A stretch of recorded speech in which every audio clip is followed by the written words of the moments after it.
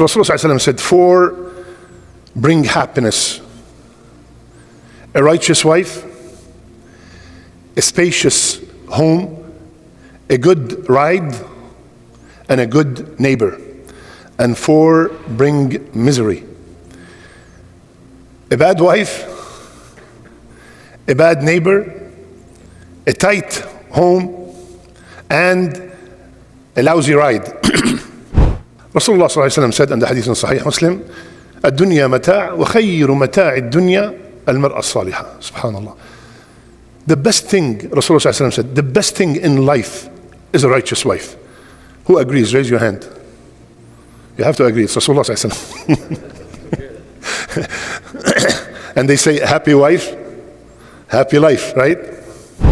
And my dear sister, one more time for you, subhanallah, do not listen to what the media define who is the good wife. Listen to the best man ever created defining who is the best woman. Ya Rasulullah, who is the best wife? الذي إذا نظر لها أسرته. When he looks at her, he's very pleased. And if he asks her for something, she does it. And if he leaves, travels, she protects his home and his wealth and his children. This is the definition of a good wife from Rasulullah ﷺ. Now all of a sudden, you are a righteous person, you're a religious person, and now you want the definition of a good wife from the media. A neighbor who's always, the music is so loud, his dog is barking, and drugs and alcohol, and he's fighting with his wife, and every time he sees you, he does something to you, and miserable. A car that you get up every morning, you have to jump it and push it, and brakes in the middle of the highway, miserable. A house that you 7, 8 people sharing one bathroom, and we've seen that, and we know people that live like this. It's very tight, it's miserable, it's bring misery. Sa'd ibn Abi Waqqas radiyallahu anhu, and the hadith is in Ibn Hibban, hadith sahih. قال رسول الله صلى الله عليه وسلم: 4 من السعادة. 4 من السعادة: المرأة الصالحة، والمسكن الواسع، والجار الصالح، والمركب الهنيء. 4 من الشقاوة: المرأة السوء، والجار السوء، والمركب السوء، والمسكن الضيق. أو كما قال عليه الصلاة والسلام. So Rasulullah ﷺ said, 4 bring happiness: a righteous wife, a spacious home, a good ride, and a good neighbor. And 4 bring misery: a bad wife, a bad neighbor, a tight home, and a lousy ride. We will explain one by one, inshallah. But if you notice, if you are married, you are connected to all 4 on a daily basis. If you're married, you're connected to your wife, you have a neighbor, you definitely have a house, and you have a ride, right? You're connected to all 4. So it's something that I am interacting with on a daily basis. Let's start with المرأة الصالحة, a righteous wife. Rasulullah ﷺ said in the hadith in Sahih Muslim, الدنيا متاع وخير متاع الدنيا المرأة الصالحة. Subhanallah. The best thing, Rasulullah ﷺ said, the best thing in life is a righteous wife. Who agrees? Raise your hand. You have to agree. It's Rasulullah ﷺ. And they say, happy wife, happy life, right? Wallahi, it's so true. If you know how to run your house and your marriage, you will taste the Jannah in the dunya before you taste it in the akhirah. If the wife and the husband know their rights and their obligations, wallahi, everything will become, or everything will fit into place like a puzzle. If I do something wrong, I know that I did something wrong because this is not supposed to be done. When I give my rights, when I give my obligations, I expect my rights. Rasulullah ﷺ said, hadith is in Bukhari, حرم عليكم عقوق الأمهات ووأد البنات ومنعا وهات. It was made haram for you to disobey or dishonor your mothers, bury your daughters alive, and the third one, our shahid, وَمَنْعًا وَهَاتٍ. You do not give your obligations, and hat, give me my rights. Hurrim, look at that. What did the hadith start with? حُرِّمَ عَلَيْكُمْ. It's haram upon you. And this is for both, for the wife and for the husband. It's haram to demand your rights without giving your obligations. And marriage, as we all know, is a contribution from both. It's not just the husband and it's not just the wife. Both together, they have to work in order to make a beautiful, happy home. And my dear sister, if your husband is respecting you and taking care of you and the household, reciprocate. Now as we hear, give me a hadith that I have to cook. Give me a hadith that I have to clean. We hear that a lot. Ya akhti, my beloved sister, when Fatima radiallahu anha came to Rasulullah sallallahu alayhi wasallam, she's complaining from the housework. And she was very tired. And she said, Ya Rasulullah, I want a khadim. I want someone to help me at home.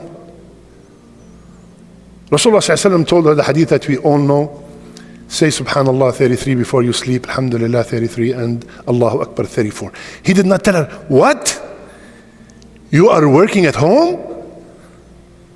Stop working. You're not supposed to be working. Did he say that? Did he say that? So if my husband is treating me with honor and respect and doing his dues, is it haram to come home and find something to eat, find the house clean? Is it haram to be able to balance between my work, if the woman works, and my home? Why? Why not? And my dear brother, listen to this carefully. When Aisha radiallahu anha, she said that Rasulullah sallallahu alayhi wa sallam كان في خدمة أهله. He used to serve his family. Right? How big was the house of Aisha? 3 meters by 5 meters. 10 feet by 15 feet. Does she need any help? Are you following me? How much help do you need in 12 by 15? How much help do you need? So what is the concept? What is Rasul sallallahu alaihi wasallam trying to tell us? Just help. I'm not telling you every single day, but if there is help needed, you have a new baby, you have, and there's help needed, Bismillah. Some people, some brothers, sister came to me and told me that she came home after working, and she found the husband after he finished his food. The plate is still in the living room. She said in a very respectful way, honey, why don't you put it in the kitchen? Not wash it, just put it in the kitchen. Said, this is not a man's job. Taking the plate from the living room to the kitchen. It's not my job. These things, what create problems at home. What's going to happen if my wife is tired or something happened, or we are human beings, she's a human being too, and I took care of something? What's going to happen to you? You are imitating Rasulullah sallallahu alayhi wasallam. Otherwise, why would we hear about this hadith? There's nothing wrong with it. And my dear sister, one more time for you, subhanallah, do not listen to what the media define who is the good wife. Listen to the best man ever created defining who is the best woman. Ya Rasulullah, who is the best wife? الذي إذا نظر لها أسرته.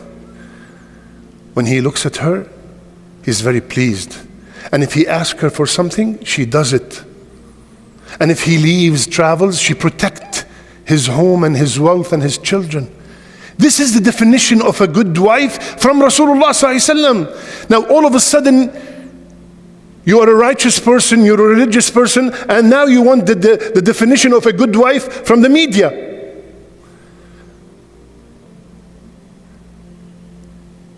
Should I tell you about your wives in Jannah? Yani the ones who are going to Jannah? Yes, Ya Rasulullah. He named few things and then he said something at the end. Again, you know, sometimes people, and especially the sisters, they get upset with the speaker. I'm saying, قال رسول الله صلى الله عليه وسلم, and go check the hadith. التي إذا ظلمت أخذت بيد زوجها وقالت لن تغمض لي عين حتى ترضى. Allahu Akbar. If she was wronged, she will take her husband's hand and say, I will not sleep until you are pleased with me.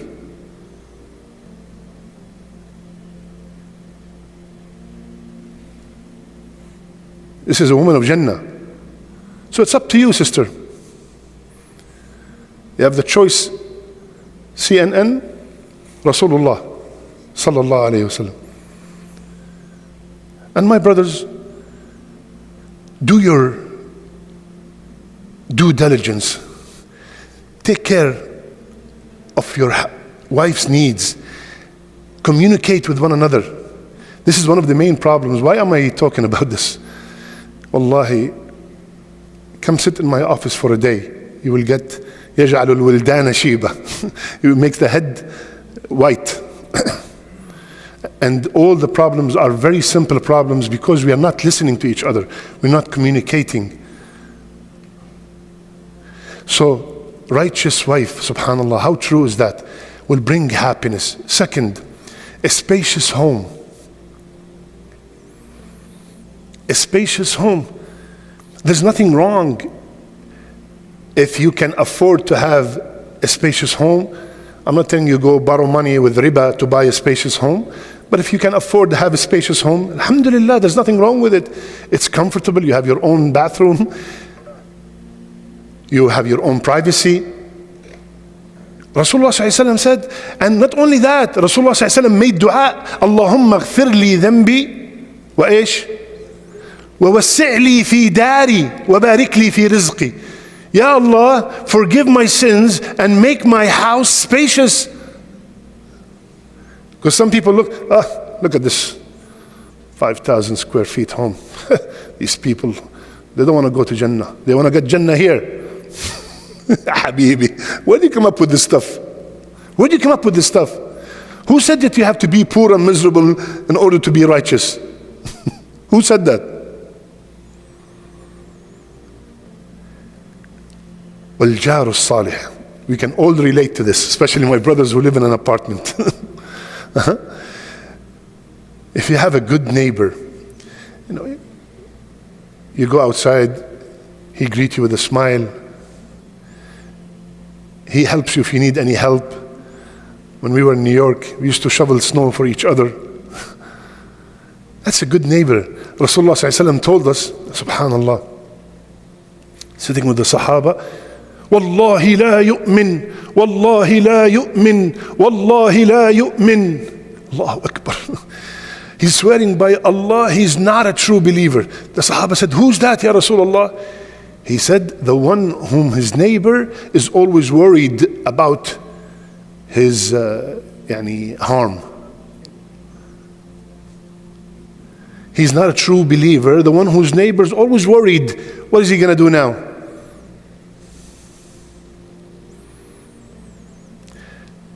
And the last one is المركب الهنيء, a good ride. At that time it was a horse, a camel, whatever, and now it's a good car. A nice car, good ride that will take me from A to B, get me there in the right time, one piece. And subhanallah, Rasulullah said, 4 from misery. A bad wife. Imagine every time you go home, complain. Nothing is done for you. Your life is miserable. A neighbor who's always, the music is so loud, his dog is barking, and drugs and alcohol, and he's fighting with his wife, and every time he sees you, he does something to you, and miserable. A car that you get up every morning, you have to jump it and push it, and brakes in the middle of the highway, miserable. A house that you 7, 8 people sharing one bathroom, and we've seen that, and we know people that live like this. It's very tight, it's miserable, it's bring misery. So ya akhwan, there's nothing wrong by asking Allah to bless you with a righteous wife, a spacious home, a good neighbor. Subhanallah. One of the Salaf, let's say his neighborhood was, let's say every house was 100,000, let's say. So he put his house for 150 for sale. He said, Ya Sheikh, everyone in the neighborhood is 100,000. Why are you selling for 150? He said, because my neighbor is so and so. My neighbor is so and so. He is the best neighbor ever. That add to the price of the house. And wallahi, as Muslims living in a non-Muslim land, if we behave like true Muslims, it will be added on the listing. House, 4 bedrooms, 3 bathrooms, living room, pool, and a Muslim neighbor. It will raise the house if we act as true Muslims. And then there's nothing wrong with asking also for a good ride. May Allah make all our life happy. May Allah bless us with righteous spouses. May Allah bless our sons with righteous wives, and bless our daughters with righteous husbands. May Allah subhanahu wa ta'ala bring peace and love and mercy to all our homes. May Allah fill all our homes with sakina, with tranquility. Ameen ya Rabbil Alameen. Wa sallallahu ala nabiyyina Muhammad wa ala alihi wa sahbihi ajma'in.